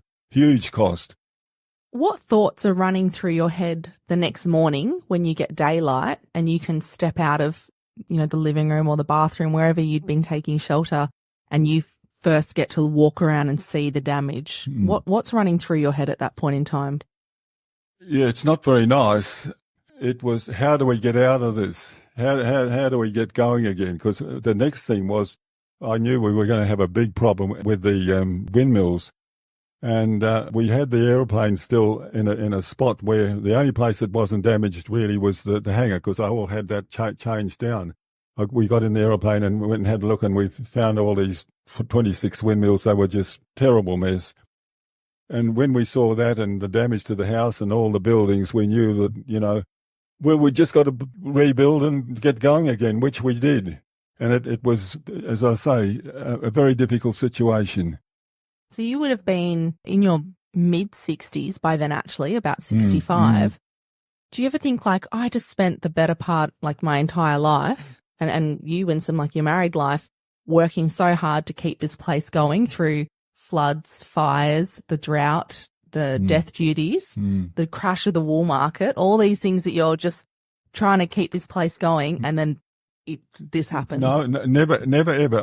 I never wanted to walk away from the industry. All I wanted to do was to fix it and get going again, because it was part of our life. I mean, it was something that we knew that if you wanted to start, I mean, when the cyclone hit, we were still more or less, we knew that it was going to be a hard road, but we just wanted to sort of, probably the biggest problem was that having to get out of wool. That was the biggest problem that we had. That was my biggest thing. So in comparison to the crash of the wool market, the cyclone wasn't as bad for you? Oh, yeah, definitely, because, I mean, cyclones we're used to, but not to that magnitude. But we knew that, a cyclone, you can always fix it somehow, but with the sheep, with the wool industry, we couldn't. And once we knew that the wool industry was crashed, that's when we, thought, well, something that we were very sad about. We'd had 4 cyclones. We had 4. I lived through 4 cyclones. I lived through 4 cyclones, but that was the worst one. But we had cyclones before that flattened things. Your garden got all flattened, and we were sitting in the lounge room, and you could hear they had brick chimneys, and you could hear the bricks crash, and then they'd slide off, and you'd see one slide off. It was quite frightening, because I had Doug and Tiff were there with their twins, and Tiff had one little kid, and I had one little kid, and we're just hanging on to these little kids it went on and on for several hours. And how did you feel in the wake of the cyclone, Winsome? This has been your home for 40 odd years, and it's just been absolutely demolished. Oh, well, it was all, pretty hard. And our bedroom was absolutely smashed, and my bed was smashed, and everything was, but the garden was all smashed. But people ringing up, can they come and help?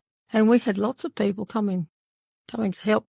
They had nowhere to live. They had to bring their own accommodation, because we had a lot of help. How did that feel, seeing all the people come out to help? Well, it just gave you a fuzzy feeling to think that, people wanted help. People came from down the southwest, and the neighbours came to help do some fencing, and I don't know, people and the ag department are very good. The ag department were excellent. And the worst thing, when it was finished, the big tree fell across the veranda, fell across the fridge, and he couldn't get to have a cold beer. Because just a bit more on that, Dudley Maslin flew in to see, he did a look around, and he got the medallion about 5:30, and he said, "By gee, I'd love a cold beer." This was a day after the cyclone. And I said, "Well, I don't think I can give you one." And he said, "Well, that's unusual." So we took him round to have a look, and here was this tree just smashed up against the fridge, big fridge. And we had to cut the tree up to get it. We had to cut the tree up to get into the freezer, so Dudley missed out on his beer. The army came in, or the Army Reserve, they came in, and they did a lot of cleaning up. They cut the trees down and, pulled them all away, and they were good. We got a lot of help. We got a lot of help from people down here wanted to come up, and some of them did. The help that we got, everybody wanted to give us a hand. And, you know, we had a week where we were sort of out living outside and no shower or nothing like that. The people that came up, they just lived in fairly tough conditions for a week to give us a hand. The help was fantastic. It was just to keep us going while we could survive, while getting fixed up. Was it hard to accept help? Well, I never, I never ever, I felt embarrassed to get someone to give us a hand to get out of trouble. And I never liked that. But these people were so good that we were so grateful that we were able to get help, just to sort of be there and give us a bit of confidence to try and sort things out. So I didn't mind them coming, the Ag Department coming and the Army coming and all. But the Ag Department were fantastic. They were very good. They came out and went down the sheds and lifted the roof off the motorbikes. It's all collapsed on the motorbikes and got them all sorted out and got a lot of our infrastructure sorted out. It was the infrastructure was just a hell of a mess. The people that were there to help were sort of cleaning up the mess and, as Winsome said, getting the bikes out of the ripped up buildings. Yeah, those sort of things. It was really, really great. And they were living under tough conditions. Well, they all camped. We had to camp. And we had luckily our caravan was okay. We had a little caravan and we pulled that out, and Doug got the truck and filled the water tank with water. And we had a little engine for electricity, and that's all we sort of had. We put the thing next to his cottage got damaged. He had a lot of damage, but he could live in it. And then the insurance sent up our little house, our mouse house, as we called it, which was good. We lived in it, and we're there till we left. And it was that same year in 1999, after the cyclone, that you both left Medallia Station and retired and came down south. How did that feel? I know I've asked that a lot during this conversation, but how did that feel after all those years, the decision to retire and move down south? Oh, it was a wrench leaving, but it was quite good in a way because Doug was there and he'd taken over and we knew that he'd look after the place and we could go back. We used to go back quite a lot. But it was a bit of a wrench leaving, but we had walked down in Dunsford and we sort of developed that and built a house and all. Kept us busy. If I could make a comment, it took me a long, long time to get used to it. And it's 20 years since we left, or thereabouts, isn't it? Thereabouts. Yeah. It's the first time in 20 years that I feel that, thank God, I'm not up there. It took me a long time to get to that because, we couldn't do all that. We couldn't survive up there anymore. The conditions are so different, and there's no wall. 10 years after moving down south, the family made the decision to sell the station, and it had been in your family for 108 years. 108 years. Mm. Well, they wanted to leave, and we decided we'd sell the station. So he bought a farm because he had his 3 children to educate. He had no staff. You couldn't get staff in those days. We decided to leave, and we'd been away from him for so long, it really didn't make much difference. The two of you have now been married for 63 years. Mm. And in amongst all the good times, there have been some incredibly challenging times. What is the secret to your relationship and staying married for this long? Oh, I don't know, just there's doing been things together, I suppose. There's been some bumpy roads, no doubt about that. But I think the secret to it all is in life you've got to work together. You've got to both work together. And that's about the only answer I can give to that. And for 63 years, that's how we've always sort of, we've always worked, all the problems that we've had, and we've had a lot of good times and a lot of iffy times, we've always worked together. And that's about all. I mean, it hasn't been easy, but that's about summing it up. That all. When live on a station, it's just the two of you. and staff and that. And you've got to make the best of it. And when we left, we did our own thing a bit. We played golf and he played bowls and, we did other things, which was good because we got away from each other. When you're in the station, you're there and you need to have a little bit of time apart. And now we're here and old. And I think we've had some moppy times, but we haven't left each other at all, have we? We've all stuck together because when you're in the station, you don't know where else to go anyway. But it was a wonderful life. I loved at all times. I would have never thought of walking away from it. And even, as I say, the biggest disappointment is the wool, but, and selling it was the final crunch, I've lost it. But then after 20 years, I've felt that it's probably the best thing that happened. And we're still together. That's another thing that is also We've got good. nowhere else to go, really. Oh, come on, Winsome. We know you're here by choice. As we come to the end of our conversation, what do you have to say looking back on your story? Oh, well, it's been a good life and I wouldn't change it for anything. And I'd certainly like the bush and I miss the bush.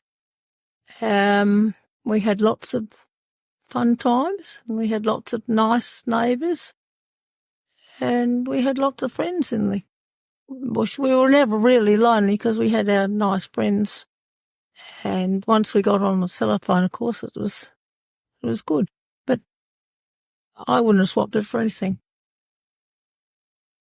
As far as I'm concerned, they're treasured memories. And if I had to do it again, well, yes, I would, under the same conditions. But the conditions that we worked under, the conditions were that we couldn't do it any other way. And as I say, in life, if you've got a problem, don't give up. Keep at it.